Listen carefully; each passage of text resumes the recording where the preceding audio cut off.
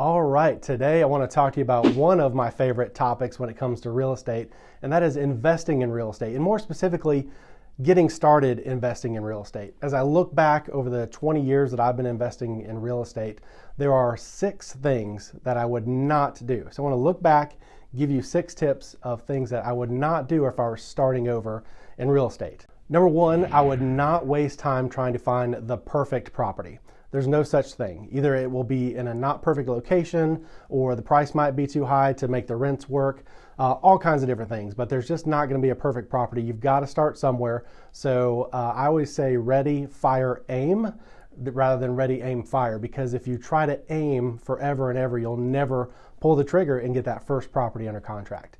Number 2, you don't have to put 20% down. So I would not try to save and get to 20% in order to buy my first investment property. There are some really great programs out there where you can buy a property and maybe move into it for a period of time, and with the understanding that's going to be an investment property down the road, and you only have to put 3.5% down. So don't feel like you have to wait and have 20% down.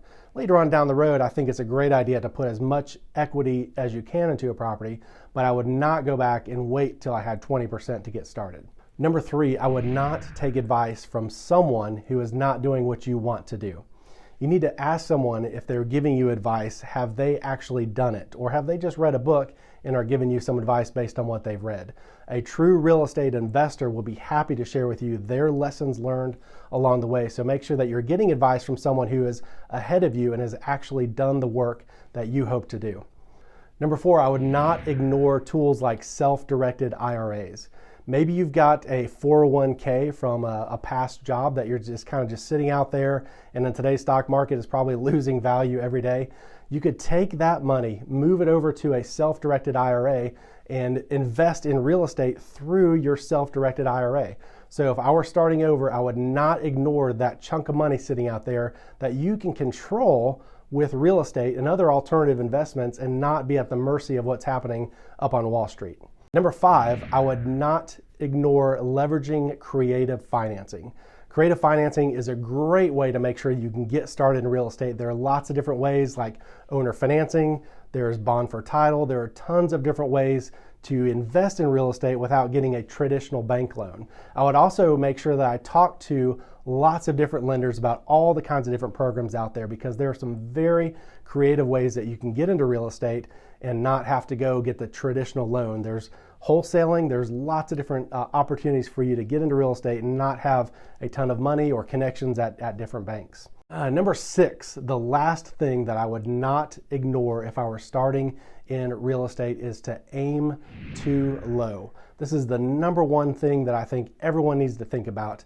What are my goals for real estate investing, and how can I use real estate investing to achieve my goals? I think a lot of people just aim way too low.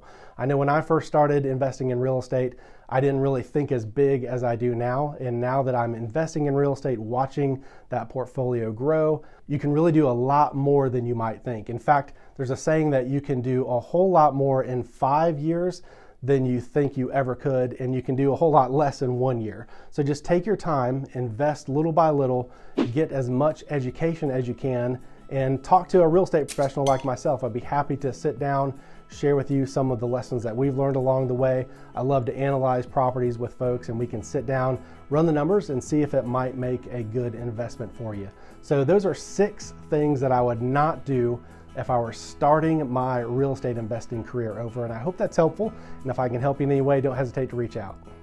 Hopefully this has been helpful for you as you consider your next real estate transaction. Make sure you hit the like button, and if you want to get more tips like this, subscribe. And as always, please give me a comment if you have another tip for folks that are thinking about a real estate transaction out there. We'd love to hear your thoughts. Thanks for watching.